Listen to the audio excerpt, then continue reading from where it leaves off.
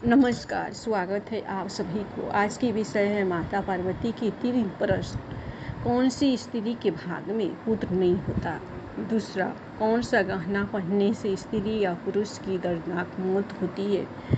3, स्त्री का कौन सा श्रृंगार उसे स्वर्ग में स्थान दिलाता है? एक बार माता पार्वती भगवान शिव से पूछती है कि प्रभु, कल मुझे मेरी एक भक्त ने याद किया तो मैं उसकी विनती टाल नहीं सकी और रात्रि में उसके आश्रम में पहुंच गई। तो मेरे उस भक्त ने मुझसे 3 प्रश्न पूछे।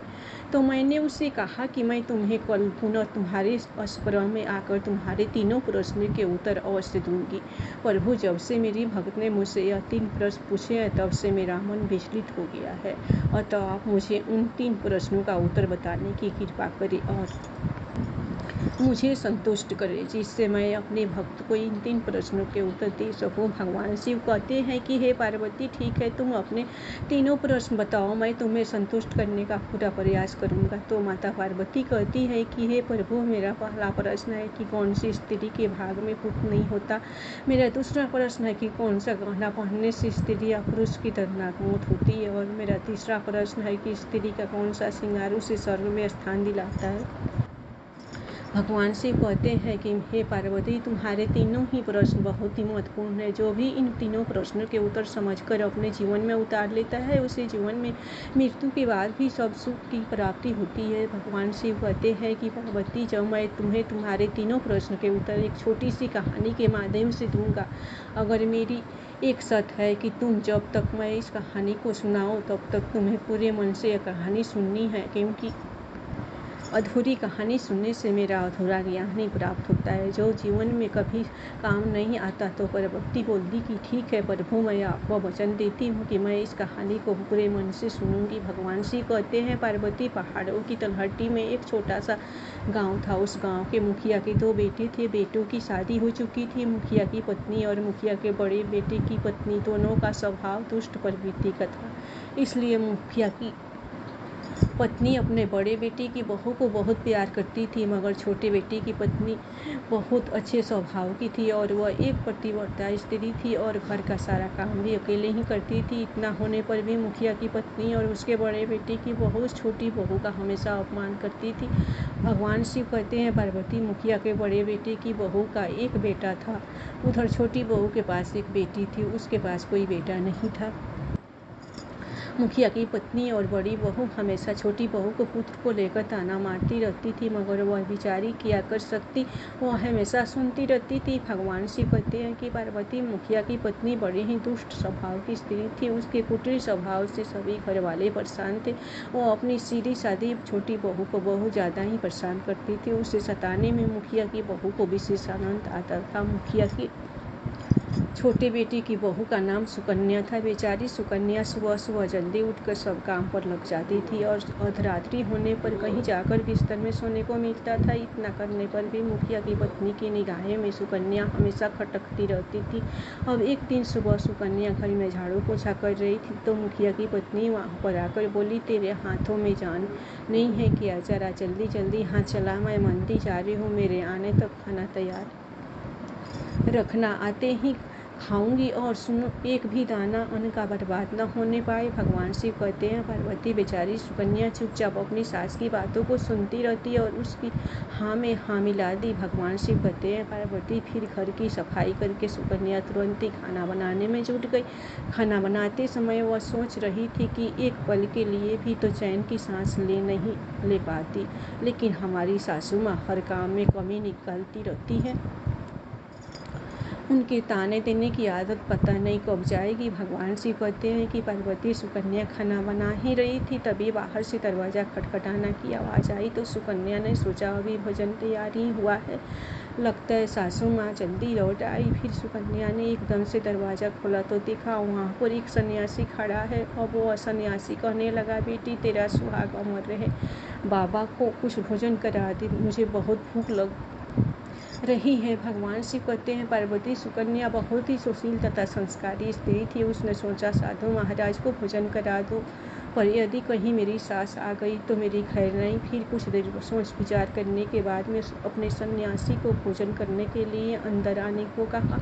सुकन्या ने मन में सोचा कि सास से डरना कैसा, यदि मेरी सास आ भी जाएगी तो मुझे कुछ कहेगी तो मैं उनसे कह दूंगी कि मैं अपने हिस्से का भोजन उनको दे रही हूँ। भगवान शिव कहते हैं कि पार्वती फिर ऐसा सोचकर वह सुकन्या साधु को भीतर ले आई और अतिथि धर्म का पालन करते हुए उस साधु को भोजन कराने लगे। अभी साधु भोजन कर ही रहा था कि सुकन्या की सास आ गई और फिर साधु को घर के भीतर बैठा भोजन करता देख करके तो उसका पारा 7वें आसमान पर जा चढ़ा और एकदम से सुकन्या से कहने लगी कि यहाँ कोई भंडारा या लंगर नहीं चल रहा है। सुकन्या ने सास को रोकने की बहुत ही चेष्टा की, लेकिन उस दुष्ट स्त्री ने सन्यासी को धक्के मारकर उसके घर से निकाल दिया और उसका सारा खाना फेंक दिया। अब उसका क्रोध सुकन्या को टूटा और कहने लगी कि मैंने तुझे कहा था कि अन्न का एक भी दाना बर्बाद मत करना, लेकिन तूने यह क्या किया।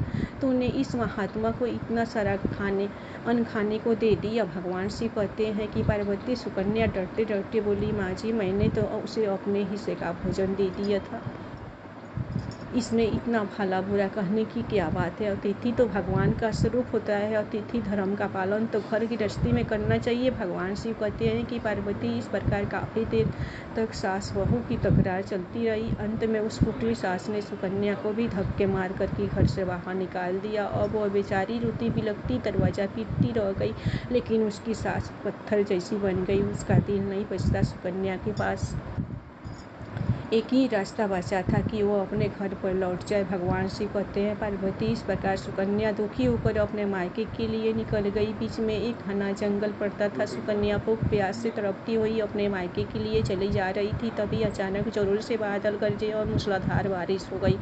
भगवान शिव कहते हैं पार्वती वर्षा से बचने के लिए सुकन्या ने एक पेड़ की शरण ली, लेकिन वर्षा का वेग इतना तीव्र था कि बचना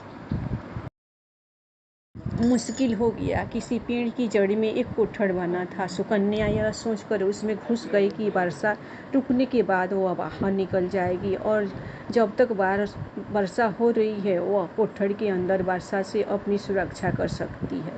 भगवान शिव कहते हैं पार्वती जब वह सुकन्या पेड़ के कोठड़ में घुसी तो उसे कोठड़ के अंदर एक साधु मिले। वह साधु और कोई नहीं स्वयं भगवान विष्णु थे। फिर विष्णु जी ने कहा, बेटी रोना बंद करो। मुझे मालूम है कि तुम्हारे घर वाले तुम्हारा अनादर इसलिए करते हैं क्योंकि वो दुष्ट स्वभाव के हैं, और ताने इसलिए मारते हैं क्योंकि तुम्हारी जेठानी को पुत्र की प्राप्ति हो गई है और तुम्हें पुत्र रत्न की प्राप्ति अभी तक नहीं हुई है। तुम चिंता मत करो, मैं तुम्हें एक पर्ची देता हूँ, उसमें जो उपाय लिखा है उसे पूरी निष्ठा से करना, फिर तुम्हें एक गुणवान पुत्र की प्राप्ति होगी। और इस प्रकार विष्णु पर्ची देखकर वहाँ से अंतर्ध्यान हो गई। भगवान शिव कहते हैं पार्वती उधर जब वर्षा बंद हो गई तो सुकन्या को ढूंढता हुआ उसका पति वहां पर पहुंच गया। फिर वह सुकन्या अपने पति को लेकर के मायके न जाकर इस जंगल में एक कुटिया बनाकर रहने लगी। फिर एक दिन सुकन्या को पुत्र का ख्याल आया और सोचने लगी कि यदि मेरे पास एक भी पुत्र होता तो ससुराल में मेरी भी इज्जत होती। और वह सुकन्या ऐसा सोच ही रही थी कि तभी उसे संत की दी हुई पर्ची याद आ गई। फिर सुकन्या ने पुत्र प्राप्ति के लिए उस पर्ची को पढ़ा तो उसमें लिखा था कि बेटी पुत्र प्राप्ति के लिए स्त्री को रात्रि के शयन काल में पुरुष के बाएं तरफ सोना चाहिए। ऐसा करने से कुछ समय के बाद में बाईं करवट लेने से नाक का दायां स्वर, दाहिना करवट लेने से नाक का बायां स्वर चालू हो जाता है। फिर जब भी पुत्र प्राप्ति की इच्छा हो तो उस स्थिति में मिलने के पहले यह निश्चित कर लेना चाहिए कि पुरुष का दायां स्वर चलने लगे और स्त्री का बायां स्वर चलने लगे। इस समय गर्भ धारण किया जाना चाहिए। ऐसा करने से निश्चित ही पुत्र की प्राप्ति होती है। इसके विपरीत नाक का स्वर चलने से पुत्री की प्राप्ति होती है। पर्चे में आगे लिखा था कि मासिक धर्म शुरू होने के प्रथम 4 दिवसों में मिलने से पुरुष रोवंता को प्राप्त होता है। 5वीं रात में मिलने से कन्या की प्राप्ति होती है। 6ठी रात में मिलने से पुत्र का प्राप्त होता है। 7वीं रात में मिलने से बंध्या पुत्री होती है और 8वीं रात में मिलने से ऐश्वर्यशाली पुत्र होता है। 9वीं रात्रि में मिलने से स्वशैली पुत्र प्राप्त होती है। 10वीं रात्रि में मिलने से अति श्रेष्ठ पुत्र होता है। 11वीं रात्रि में मिलने से सुंदर वस्त्र चंदीगंध आचरण वाली कन्या होती है। 12वीं रात्रि में मिलने से श्रेष्ठ और गुणवान पुत्र होता है। 13वीं रात्रि में मिलने से चिंतावर्धक कन्या और 14वीं रात्रि को मिलने से सतगुणी बलवान पुत्र प्राप्त होता है। 15वीं रात्रि के मिलने से लक्ष्मी स्वरूपा पुत्री और 16वीं रात्रि में मिलने से सर्वज्ञ पुत्र रतन की प्राप्ति होती है। भगवान शिव कहते हैं कि पार्वती इस प्रकार सुकन्या ने 16वीं रात्रि को अपने पति से मिल करके गर्भ धारण किया। अब वह सुबह को स्नान आदि किया तो नियमित होकर पूजा पाठ करने कि उस सुकन्या का पति लकड़ी काटने चला गया। तब ऐसा तूफान आया कि सुकन्या की झोपड़ी तूफान में उड़ गई और भारी वर्षा होने लगी। और फिर वह सुकन्या वर्षा से बचने के लिए एक पेड़ के कोठर में घुस जाती है। यह वही पेड़ था जिसमें पहले भी सुकन्या वर्षा से बचने के लिए छुप गई थी। और सुकन्या ने पेड़ के ऊपर अपना पता लिख दिया ताकि जब उसका पति वापस आए तो पेड़ पर लिखा हुआ पता पढ़ के इस कोठर के पास आ जाए। भगवान शिव कहते हैं पार्वती उधर सुकन्या जिस कोठर में जाकर छुपती है तो वो कोठर एक पेड़ की जड़ में बना हुआ था। भगवान शिव कहते हैं हे पार्वती उस पेड़ के ऊपर 2 राक्षसियों का निवास स्थान था। इधर से वह सुकन्या वर्षा से बचने के लिए कोठर में छुपी हुई थी और उधर वह दोनों राक्षसी वर्षा से परेशान होकर पेड़ की तरफ भागी आ रही थी। फिर पेड़ पर आकर एक राक्षसी कहने लगी अब तो चला भी नहीं जाता, वरना मन तो कर रहा है कि सोना टापू पर चली जाऊं। तो दूसरी राक्षसी बोली इसमें भी क्या बड़ी बात है, यह पेड़ हमें अभी उड़ा करके वहीं पहुंचा देगा जहां पर सोने का टापू है। और ऐसा कह कर कि वह दोनों राक्षसी पेड़ की डाल पर बैठ गई और पेड़ एकदम से उड़ने लगा। उधर सुकन्या कोठर में छिपी हुई थी। कोठर में घुसते ही सुकन्या को नींद आ गई, लेकिन पेड़ के उड़ने से लगने वाले धक्कों से सुकन्या की नींद खुल गई और पेड़ को उड़ता देखकर वह सुकन्या एकदम से घबरा गई। फिर जब सुकन्या ने कोठर से बाहर झांकर देखा तो पेड़ की डाल पर 2 राक्षसी बैठी थी। अतः सुकन्या ने फिर से परिस्थितियों के साथ समझौता कर लिया और सोचा कि अब तो जो होगा अच्छा ही होगा। और फिर कुछ देर की उड़ान के बाद वह पेड़ के एक सोना टापू पर पहुंचकर उतर गया। उधर दोनों राक्षसियों को भूख लग रही थी, इसलिए वह दोनों शिकार की तलाश में निकल गई। भगवान शिव कहते हैं पार्वती उन दोनों राक्षसियों के बाहर जाने के बाद वह सुकन्या कोठर से बाहर निकली और उसने चैन की सांस ली। अब जैसे ही सुकन्या ने सोना टापू पर फैली रेत को देखा तो एकदम से अचंभे में पड़ गई कि यह रेत तो चमचमा रही है। और फिर जैसे ही सुकन्या ने रेत को हाथों में उठाया तो एकदम से चिल्लाने लगी अरे यह तो सोने की रेत है। और फिर सुकन्या ने अपनी धोती के आंचल में जितनी रेत बांध सकती थी उसने बांध ली और फिर पुनः आकर चुपचाप इस कोठर में घुस गई। भगवान शिव कहते हैं पार्वती उधर तो उस सुकन्या का कोठर पुनः वापस जाना हुआ। उधर दोनों राक्षसियों पेड़ पर वापस आ गई और आपस में कहने लगी आज तो भरपेट खाना खाकर पूरी तृप्ति हो गई, अब चलो वापस लौट जाते हैं हम जहाँ से आए थे। और फिर उसी प्रकार थोड़ी ही देर में वह पेड़ उड़कर फिर उसी स्थान पर पहुँच गया जहाँ से वह पेड़ उड़कर गया था। भगवान शिव कहते हैं पार्वती वह सुकन्या तब तक उस कोठर में छिपी रही जब तक वह राक्षसियाँ किसी कारणवश पेड़ के बाहर नहीं निकली। और जैसे ही दोनों राक्षसियों उस पेड़ के बाहर गई वैसे ही सुकन्या सोने की रेत लेकर उस कोठर से बाहर आ गई और मन में सोचने लगी कि इतना सारा सोना देख कर तो मेरी सासू माँ खुश हो जाएगी और मैं अब अपने ससुराल में वापस जाऊंगी, अपनी सासू माँ को इतना सारा सोना दूंगी, फिर वह मुझसे कभी भी नफरत नहीं करेगी और हमेशा के लिए प्यार करने लगी। भगवान शिव कहते हैं हे पार्वती उधर तो सुकन्या ऐसा सोच रही थी, उधर सुकन्या का पति सुकन्या को ढूंढता हुआ कोठर की तरफ आ जाता है और फिर वह सुकन्या अपने पति को सारी बात बताती है और अपने पति को लेकर अपने घर के द्वार पर पहुंच जाती है। घर जाकर सुकन्या अपनी सासू माँ से कहती है कि देखो सासू माँ मैं आपके लिए क्या लाई हूँ। और फिर ऐसा कहते हुए सुकन्या घर के भीतर प्रवेश करती है और वह सारा सोना अपनी सासू माँ को दे देती है और किस तरह यह सोना प्राप्त हुआ वह सारी घटना अपनी सासू माँ को बता देती है। भगवान शिव कहते हैं पार्वती सोना लेने के बाद में सुकन्या की सास एकदम से क्रोधित होकर बोली कि तू बहुत कम सोना लेकर आई है, तुझे वहाँ पर जितना भी सोना था सारा सोना लेकर आ जाना चाहिए था। फिर अपनी सास की बात सुनकर वह सुकन्या कहती है, माँ जी हमारी 3-4 पीढ़ियों के लिए इतना सोना काफ़ी है। तो सास कहने लगी, अरे मूर्ख, सोना भी कभी काफ़ी होता है, जितना हो उतना ही काम है।